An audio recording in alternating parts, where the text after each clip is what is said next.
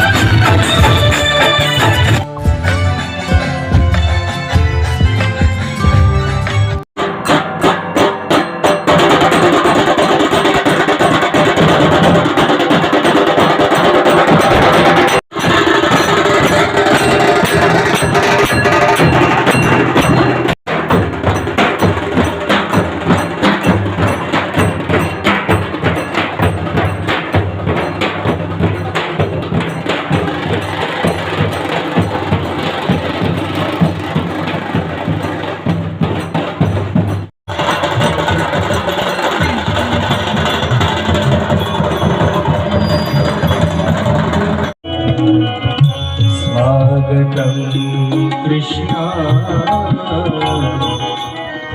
कृष्ण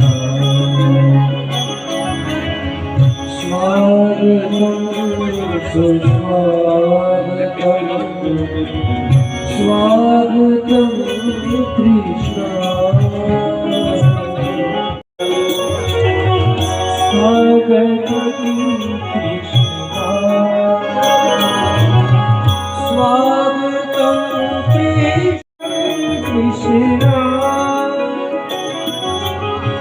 स्वागतं कृष्ण स्वागतं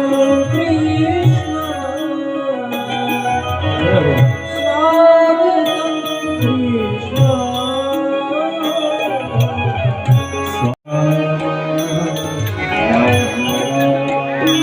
हरे हरे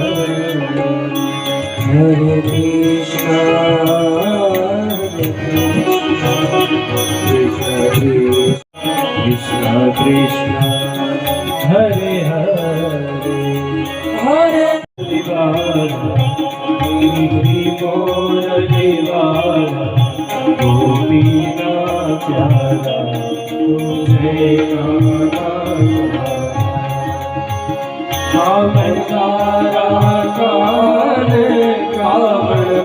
સ્વાગત કરીએ છીએ।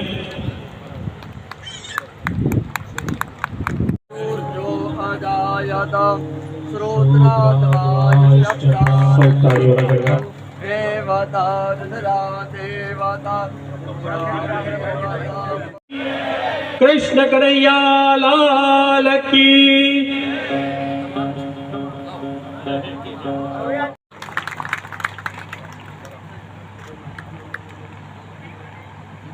સપ્તાહના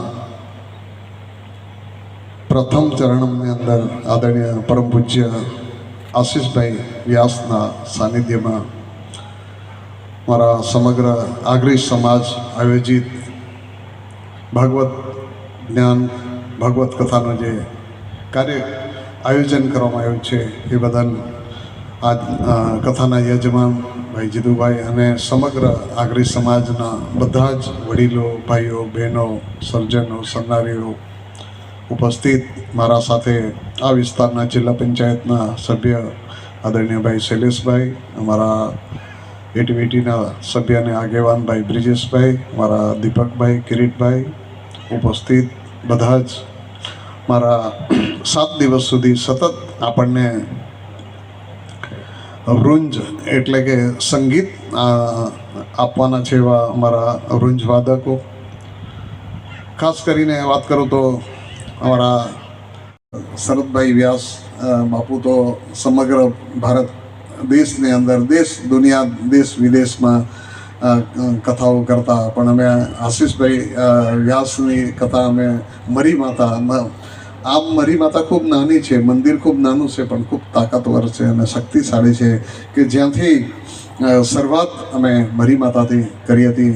એટલે આજે પરમ પૂજ્ય આશીષભાઈની પણ સમગ્ર સૌરાષ્ટ્રથી લઈને ગુજરાત, મુંબઈ સુધી, દેશ વિદેશમાં પણ જઈને ભાગવત કથાઓ થઈ રહી છે. ત્યારે હંમેશા જીવનની અંદર ધન સંપત્તિ દોલત તો બધા પાસે જ છે, કોઈના પાસે એટલી બધી છે કે તેને જોવાની ફુરસદ નથી, કોઈના પાસે નથી, તેના પાસે કંઈ નથી, પણ જેના પાસે આચાર વિચાર ને સંસ્કાર હશે એના પાસે બધું જ છે એમ માનવું. પૈસા ખૂબ હોય પણ તમે કોઈના ઘરે જાઓ તમને કોઈ પાણી ન પૂછી જોઈએ તો એ પૈસા શું કામના.